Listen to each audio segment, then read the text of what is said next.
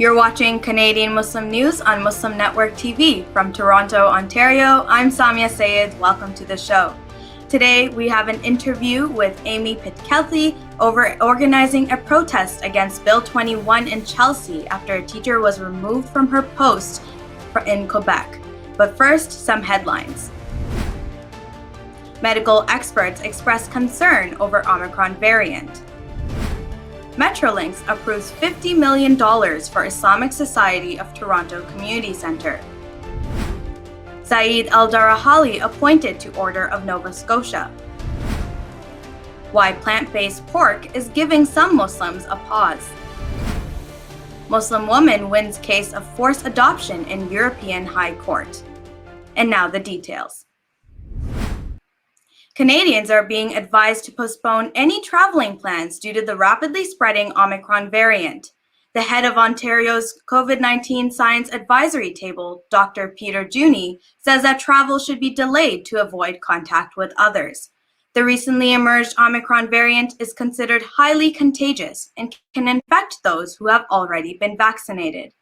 Canada's Chief Public Health Officer, Dr. Theresa Tam, says that the variant is in the process of becoming the dominant strain in Canada. Metrolinx will provide $50 million to upgrade the Islamic Society of Toronto building as part of a Provincial Agency Ontario Line project. The centre will have community-based services, including a gymnasium large enough for indoor cricket, additional prayer spaces for women, and more room for educational programs. It will be built near the future Thorncliffe Station subway line. The Islamic Society of Toronto says that they are glad to see their dream for a larger community centre take shape after over 20 years. Some local advocates have spoken against the deal, saying that people in the area would prefer affordable housing over building a rail yard. Saeed El-Darahali has been appointed to the Order of Nova Scotia. The Order of Nova Scotia is the highest honor in the province that recognizes individuals who have distinguished themselves and have enriched the province in unique ways. El-Darahali from Dartmouth was recognized for his work as an entrepreneur, board member, and active volunteer. Lieutenant Governor Arthur LeBlanc will present El-Darahali and 4 other recipients with an insignia and appointment scroll early next year. He says that the recipients have outstanding accomplishments and are exemplary citizens. The latest product from the company Impossible Foods, called Impossible Pork, has caused quite a stir in the Muslim community. Impossible Pork is a plant-based product that is meant to mimic the taste and smell of real meat. Muslims and Jews worldwide do not eat pork due to religious beliefs. Impossible Pork wasn't certified by either the Orthodox Union or the Islamic Food and Nutrition Council of America. There is also historical trauma associated with pork consumption. During the Spanish Inquisition, the Muslims and Jews of Spain and Portugal were told to convert to Catholicism, leave, or be killed. The test of their conversion was whether they ate pork. Maria Ibrahim, a Somalian refugee, had a key victory in the European Court of Human Rights after they ruled in her favor. They unanimously ruled that Ibrahim's rights were not violated when Norwegian officials removed her child from her care and placed him with a Christian family. The court ruling says that a Muslim child cannot be placed with a family that has an incompatible religion or culture. The ruling is a larger victory for Muslims in Europe, whose children will now have to be placed in families with similar cultures and religion. That's it for the news, and now we have an interview with Amy Pitkathy over a protest against Bill 21 in Chelsea. With us here today, we have Amy Pitkathy over organizing a protest against Bill 21. Welcome, Amy. Thank you for having me today. Thank you for being here. So, Amy, you organized a protest against Bill 21 on Tuesday. For the people watching who may not know, can you tell us a little bit about what Bill 21 is? Well, both myself and my community here in Chelsea, Quebec, have really been getting up to speed quickly on this bill. It came into effect in Quebec in June 2019. And I have to say the community, or I hope to say the community and myself, were not supportive of the bill, but we went on with our lives at the time until recently. But the bill itself is an attempt at secularism by the Quebec government, and it bans people from specifically wearing religious symbols, including the hijab. I see. So why is it so controversial then if it's a bill that's passed by the government? It's controversial because it doesn't support minority rights and the Charter of Rights and Freedoms and religious rights and people to be themselves. So we understand that the attempt at secularism is to keep the church out of the state, but they should be still allowing people to practice their own religions. So just to reiterate then, Bill 21 is a law that attempts to be secularist. It prevents anyone in the public sector from wearing religious garb such as the headscarf, turban, or Jewish kippas. And it's meant to separate the church and the government. So what was the context that you held the protest in on Tuesday? Sorry, so I'll just go back to the bill. It's actually not all public sector workers. It's specific to certain ones. It's teachers, police, and I believe a few others. And I think the terms that they use for that is people in authority. Yes, but it's, I don't know how they drew the line there because there's a lot of other people of authority in Quebec. I've thought about, I don't know how they made the decision. They seem to have kept it completely out of healthcare. So I'm not sure where they drew the line exactly. So there's definitely a lot of lines that need to be worked out in the bill itself. But regarding the protest that you held on Tuesday, then what was the context for the protest? What had happened right before that prompted you to hold this protest? Yes, so in Chelsea, there is a local English-speaking elementary school, and there was a teacher that had been hired, I believe about a month ago, in grade 3, and she does wear a hijab. And she was recently let go from her teaching position about a week ago. She was given an alternative role, and the irony of that is that her role is, I believe, some kind of literacy project focusing on diversity and inclusion.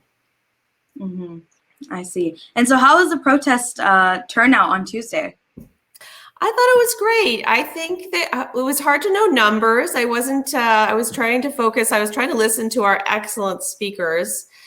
I think there were about 200 community members there, possibly even more than 200. And that included a lot of children and parents, but also a pretty diverse group of people from our community.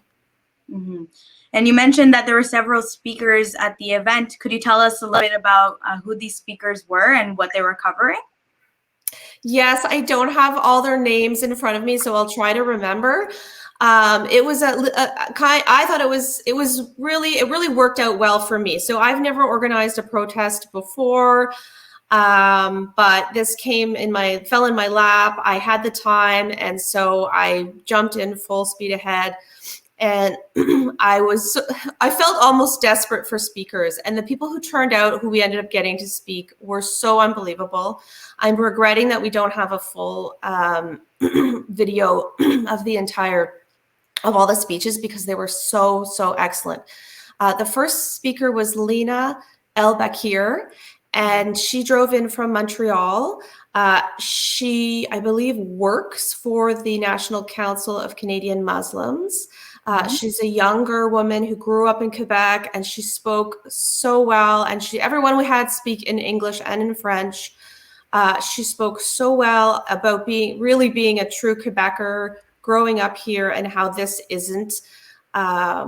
These are not the values of Quebec, the Quebec that she knows. Then we had just a community activist named Blanche Leroy, who spoke just about her feelings on it in general. We had the president of the Islamic, the group of, I forget what they're called, of Outaouais, of the region, the Islamic Association, perhaps. he spoke in French, and his name is Ibrahim. His first name, I cannot remember his last name. I can look it up if you need. We had a parent and a student speak, a student from grade 6, and she said a few words about growing up in Palestine and how she felt the hijab is not something that you can just take off. And then finally, we had a human rights lawyer speak, somebody who, Denise Giroux, and she is a former candidate for the NDP, but she's also a human rights lawyer. So we had wonderful speakers. Definitely, you did have wonderful speakers. And from the sounds of it, you had Quebecers as well as specifically French-speaking people. So why was it so important then to have people who are French-speaking or have Quebecers in attendance that were opposed to Bill 21? Well, I think Quebec has always felt that they're different and they want to do things a certain way. And we wanted to be strong in showing that this was not people from outside of Quebec protesting this bill. It's Quebecers protesting this bill, and not just Anglophone Quebecers as well. Okay, I see. And so you had quite a great turnout. You had quite a few speakers who gave amazing speeches from the sounds of it. And you said that the protest was meant to target the Quebec government. What changes specifically are you looking for from the Quebec government to adopt? Well, we'd love for them to get rid of this completely, but it's not going to happen overnight. It is being fought by the courts.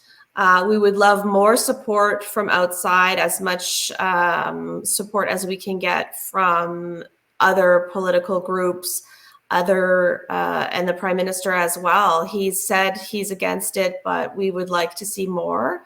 We'd also love to see more from the other political parties within Quebec that are not in power. So the political party is the CAQ. In Quebec that brought this bill in, but we haven't heard a lot from the other parties. What I love about your story is that you mentioned, although you heard about Bill 21, you hadn't really done much before the protest. And mentally, you were opposed to it, but you hadn't done a bigger action like a protest until now. So what would you say to people who are watching and who have the same thoughts as you? What would you say to them to do to get involved in a bigger movement? In this movement or in any movement? Well, maybe in the sense of Bill 21 specifically. Well, we are still trying to get organized because we know that there's going to be more people. There were a lot of people who said they couldn't attend. It was the middle of a day on a weekday. So hopefully we're going to have more protests, but we also are going to have try to get more organized, possibly create a coalition and of people who want to support this and move forward, but we need to be more organized. So writing letters, staying informed, and communicating to as many people as you can about this issue. That's great to hear. Thank you so much, Amy, for all of your contributions towards the protest and for coming to be here on today's show. You're welcome. Thanks for having me. You are watching Canadian Muslim News on Muslim Network TV from Toronto, Ontario. Today we had Amy Pitkathy over organizing a protest against Bill 21. Thank you so much for watching, and we'll see you all next time.